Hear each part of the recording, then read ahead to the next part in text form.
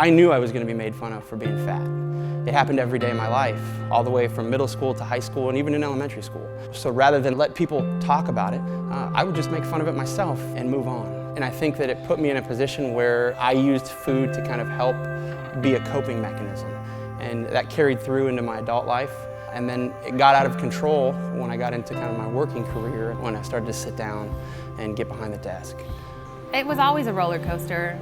It got to the point where he was so unhealthy that I was worried I was going to lose him. I don't remember stepping on the scale and seeing 400 pounds for the first time. I remember going to the doctor's office and seeing 409 pounds and thinking to myself, oh, I got to lose 10 pounds because I didn't want to be 400 pounds. It wasn't probably a year later, I went in for another doctor's visit and that's when I saw 452 pounds on the scale for the first time.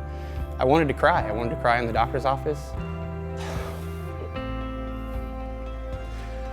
Being that heavy wasn't just hard on me, it was hard on my wife, my whole family, my kids.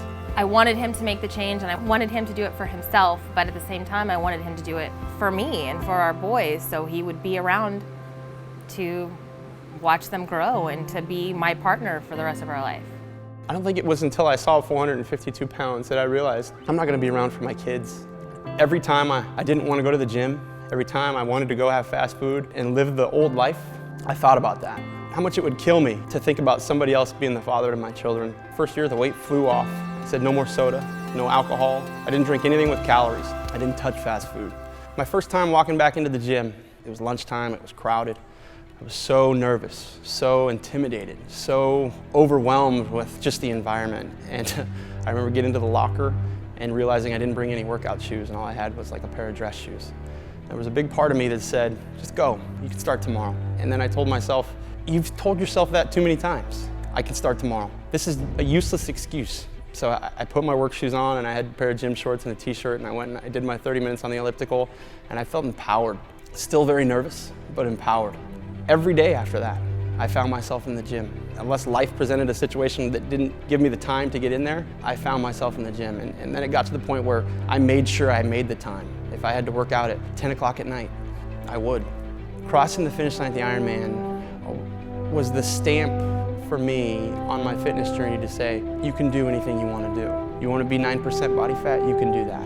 You want to lift heavier weight, you can do that. For the longest time, I had this vision of me being 225 pounds. That was always what was my tunnel vision. It was my extreme point of focus. But what I realized was the weight on the scale wasn't the important number. It was how I felt. He is an amazing father, an amazing husband, and just the whole lifestyle change that he's done has truly impacted our family in such a positive way. He's constantly physically active with the boys now. He plays soccer with them, he plays t-ball. Being 452 pounds caged me, literally caged me. Everything I did, there was a thought in my mind that would challenge that. So defining my fit is escaping all of that and embracing the fact that my family is a priority and that no longer being 452 pounds gives me the freedom to do whatever I want to do.